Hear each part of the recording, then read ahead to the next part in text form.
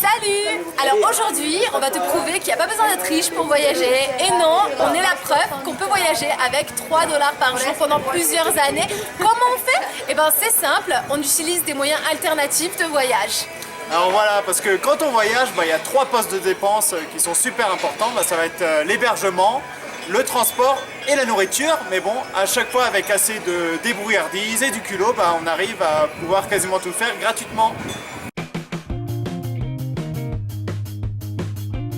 Alors pour économiser de l'argent pour l'hébergement, le plus facile ça va être de faire du camping sauvage. Parce que forcément, passer les nuits à la Belle Étoile, c'est plus économique que de passer une nuit dans un hôtel. Donc ça va être trouver des endroits où tu vas pouvoir mettre ta tente et où tu vas pouvoir camper un peu caché et sans rien payer. Le problème avec le camping, c'est que ça marche bien quand tu es dans la nature, mais en pleine ville, c'est un peu compliqué de piquer sa tente sur une place publique. Alors du coup, tu peux utiliser un site qui s'appelle le Couchsurfing. Couchsurfing, si tu sais pas encore ce que c'est un site internet où des locaux vont laisser des annonces pour justement accueillir des voyageurs. Et ce qui les intéresse, ça va pas être que tu payes pour ta chambre, ça va être l'échange culturel. Donc comme ça, pour toi, ça va être économique et ça va te permettre de découvrir la culture du pays. Par contre, l'inconvénient, c'est qu'il faut avoir une connexion internet et il faut aussi mettre une annonce à l'avance et savoir où tu vas, ce qui n'est pas facile quand tu voyages comme nous en stop. Alors si tu veux rester un peu plus longtemps à un endroit et pouvoir te reposer, nous ce qu'on a aussi fait, ça va être de travailler en échange du logement. Ça peut être des hôtels, ça peut être des boutiques, ça peut être des fermes et tu peux faire ça via des sites internet comme le Helpix ou le Workaway. Nous, personnellement, on a fait ça en Polynésie, on a travaillé dans un bed and breakfast pendant 1 mois et demi, on faisait les chambres, le service et en échange on était logés et nourris. Bon sinon le moyen pour s'héberger qu'on préfère ça va être l'accueil spontané avec les locaux. Donc spontané c'est-à-dire qu'on va pas passer par un site internet pour les rencontrer, ça va juste être des gens qu'on va croiser pendant notre voyage. Oui, si tu utilises tous ces moyens alternatifs, que tu sors un peu des sentiers battus, tu pourras rencontrer des gens et tu auras beaucoup de chances d'être hébergé. Le transport est le deuxième poste de dépense le plus important quand on voyage. Oui, les bus, les billets d'avion, ça coûte cher. Et le moyen le plus économique, gratuit en fait. Non, ça va être de faire de l'autostop. Bon, c'est connu, il y en a beaucoup qui le font. Mais c'est parce que ça marche bien, faut juste un peu de patience. Mais bon, maintenant on peut limite plus s'en passer. On comprend pas pourquoi les voyageurs ils payent des bus alors que franchement on attend 2 minutes et on a une voiture qui nous prend et qui nous emmène.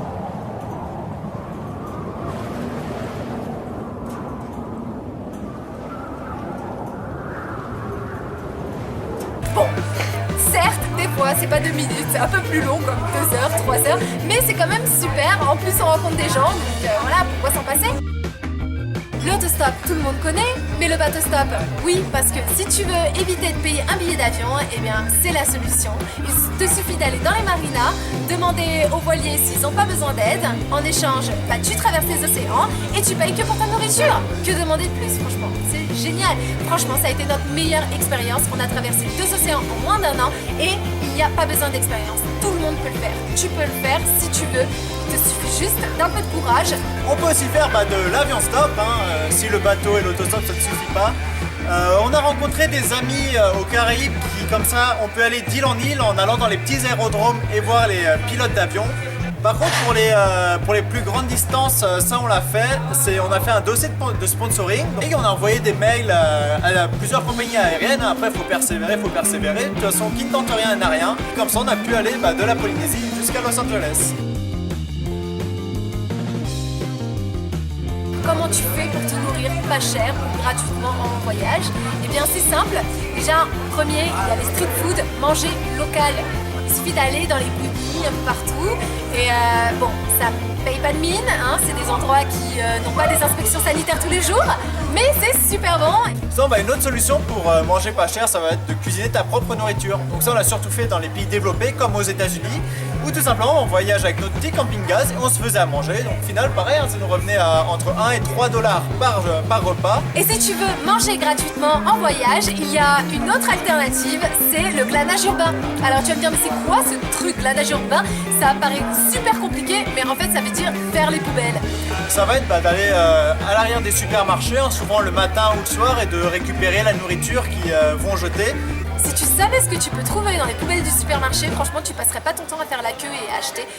Le la nature d'or, certes, tu vas fouiller dans les poubelles, mais tu peux aussi aller demander dans les restaurants ou dans les boulangeries pour récupérer de la nourriture. Et puis si tu veux une alimentation un peu plus saine, tu peux aussi faire les fins de marché, demander les fruits et légumes invendus.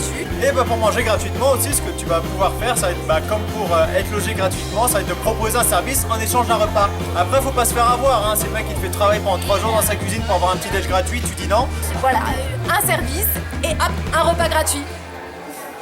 Alors voilà, on t'a prouvé que c'est possible de voyager gratuitement et pendant longtemps, tu n'as pas besoin de gagner au loto.